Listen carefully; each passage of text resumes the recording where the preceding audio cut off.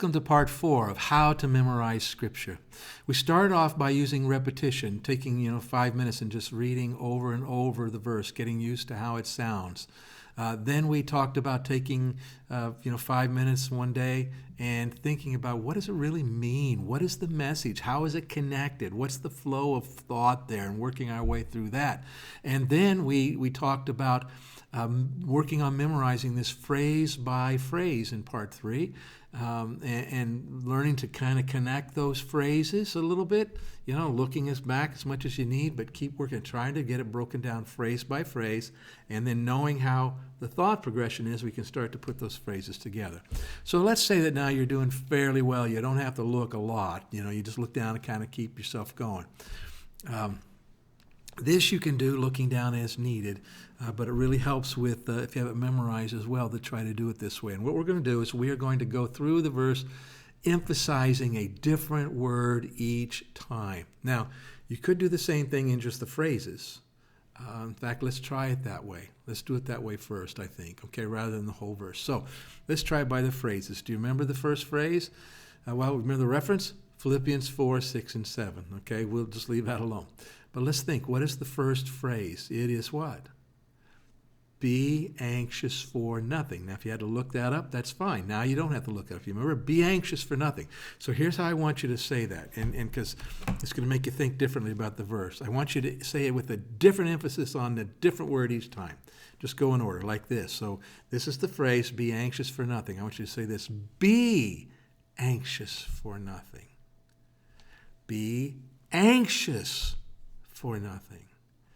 Be anxious for nothing. Be anxious for nothing.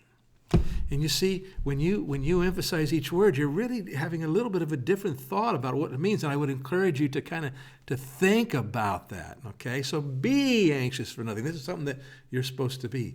Be anxious. Ooh, we're talking about those feelings of anxiety and fear, okay?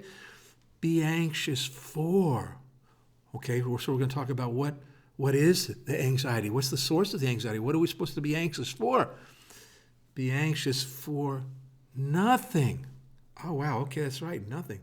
There should be nothing that I allow to make me anxious and keep me anxious, all right? So you see how we did that? We emphasized each word. So that first phrase, be anxious for nothing. Now let's do the next phrase. But in everything by prayer and supplication. But in everything by prayer and supplication. But in everything by prayer and supplication. But in everything by prayer and supplication. But in everything by prayer and supplication. But in everything by prayer and supplication.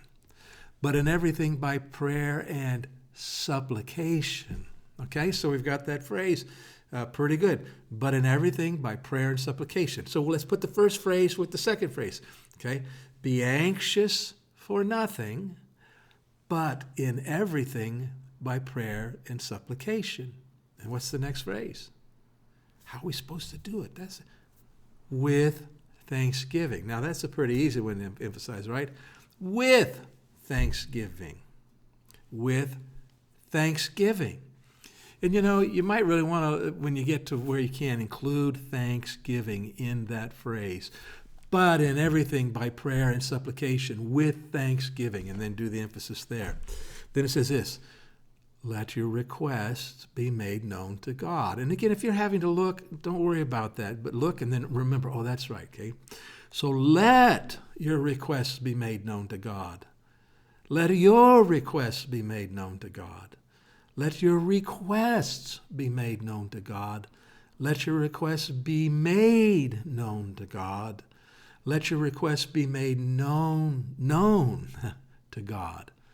Let your requests be made known to God. And finally, let your requests be made known to God. All right? So, see, I got to look. I remember, how's this start? That's right. Just let your requests be made known to God. All right. So then I got this whole thing. Philippians 4, 6, and 7. Be anxious for nothing, but in everything by prayer and supplication with thanksgiving let your requests be made known to God. And then you do the same thing with the next verse that we just did, and then you connect them together. All right, I think I'm going to have one more video here on how to memorize Scripture. All right, God bless you.